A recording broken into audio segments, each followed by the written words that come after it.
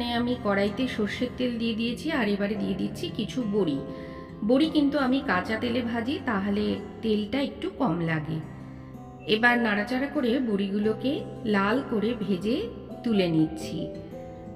বড়ি আমার লাল হয়ে গেছে, এবারে আমি এটাকে একটা পাত্রে তুলে নেব। নমস্কার বন্ধুরা, প্রতিমার আরেকটি নতুন ভিডিওতে সকলকে স্বাগত জানাই। বড়ি ভেজে তুলে নিয়ে এখানে আমি তেলের মধ্যে দিয়ে দিয়েছি দুটো তেজপাতা আর দিয়েছি 5 ফোড়ন। সর্ষের তেলেই আমি আজকে রান্নাটা করছি। এটা কিন্তু খুব সাবেকি একটি রেসিপি। ফোড়ন ভাজা হয়ে গেলে তাতে আমি দিয়ে দিচ্ছি দুটো মিডিয়াম সাইজের করলা। করলাগুলোকে আমি আগে একটু ভেজে নিচ্ছি।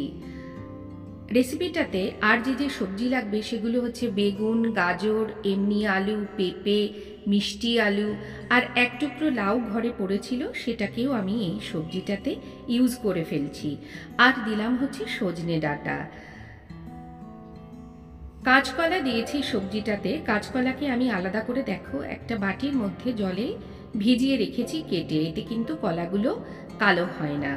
এদিকে আমার উচ্ছেটা আধ ভাজা হয়ে গেছে। এরপরে আমি দিয়ে দিচ্ছি আমার অন্যান্য সবজিগুলো। আমি এবারে সবজিগুলোকে একটু মিডিয়াম আঁচে ভালো করে ভেজে নিচ্ছি।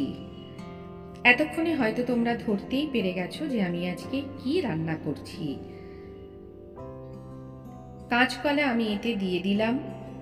নতুন বন্ধুরা যারা প্রতিনিয়ত আমার ভিডিও দেখো অথচ এখনো কিন্তু আমার চ্যানেলটিকে সাবস্ক্রাইব করনি, তাদের কাছে আমার অনুরোধ, চ্যানেলটিকে সাবস্ক্রাইব করো যদি আমার ভিডিও তোমাদের ভালো লাগে। কথা বলতে বলতে আমি সবজিতে দিয়ে দিলাম নুন। নুন দিলে কিন্তু সবজির পরিমাণ অনেকটাই কমে যাবে, কারণ সবজিগুলো মজে যাবে আর ভাজতেও আমার বেশ সুবিধা হবে। চ্যানেলটিকে সাবস্ক্রাইব করে অবশ্যই বেল নোটিফিকেশান অল করো, তাহলে যখনই আমি ভিডিও আপলোড করব তোমাদের কাছে নোটিফিকেশান পৌঁছে যাবে। উচ্ছে দিয়েছি, নানা রকম সবজি দিয়েছি, পেঁপে, কাঁচকলা তাও দিয়েছি। এতক্ষণে তোমরা বুঝতেই পেরে গেছো যে আজকে আমি রান্না করছি শুক্তো। এটা এদেশি বাড়ির শুক্তো। আমি বাঙালির মেয়ে, তাই এই রান্নাটা আমি আমার শাশুড়ি মায়ের কাছ থেকেই কিন্তু শিখেছি। আমাদের বাঙালদের বাড়িতে যে শুক্তো হয় তাতে কিন্তু এত রকমের মশলা বা এত রাজকীয়ভাবে রান্না করা হয় না। আমি সামান্য একটু হলুদ ব্যবহার করেছি, তাহলে শুক্তোর রঙটা খুব ভালো আসে। এটা অনেকে পছন্দ না করলে স্কিপ করতে পারো। শুক্তোতে দেবার জন্য আমি এখানে নিয়ে নিয়েছি 2 চামচ পোস্ত, সর্ষে গুঁড়ো, আর দিয়েছি 8-10টা কাজু বাদাম। সবগুলোকে আমি একটু ড্রাই পেস্ট করে নিয়েছি। দেখো পেস্টটা এরকম হয়ে গেছে। আর এদিকে আমার সবজিটাও ভাজা হয়ে গেছে।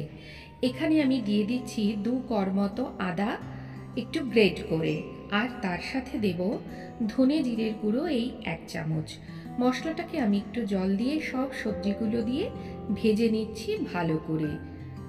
আদার কাঁচা গন্ধটা যতক্ষণ না পর্যন্ত চলে যায় ততক্ষণ আমি এই আদা এবং জিরে দিয়ে সব সবজিগুলোকে ভাজতে শুরু করেছি। তোমরা খেয়াল করেছো ডাঁটাটা কিন্তু আমি একটু পরে দিয়েছি, কারণ প্রথম দিক থেকেই যদি ডাঁটাটা দিয়ে দিতাম তাহলে ডাঁটাগুলো ভেঙে গিয়ে সবজিটা সব কিছুর মধ্যে মিশে যেত। সেই কারণেই আমি ডাঁটাটাকে একটু পরে দিয়েছি। যারা নতুন রাঁধুনি তাদের জন্য এই টিপসগুলো দিলাম। শুক্তো অনেকে ঝোলঝোল খেতে পছন্দ করো, আমিও একটু ঝোলঝোল ভালোবাসি, তাই এখানে দিয়ে দিচ্ছি জল। ঝোলের পরিমাণটা তোমরা নিজেরা বুঝেই দিও। এবারে সবজিগুলোকে সেদ্ধ হতে দেব।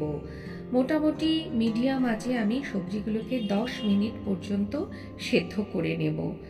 আর এই দেখো এখানে একটা গ্লাস রেখেছি, এর মধ্যে নিয়ে নিয়েছি হালকা ঈষদুষ্ণ গরম জল, যাতে আমি এরকম 3 চামচ গুঁড়ো দুধ গুলে রাখছি, যেটা আমি পরে এই শুক্তোতে দেব। এতে শুক্তোর স্বাদ অনেক বেশি বেড়ে যাবে।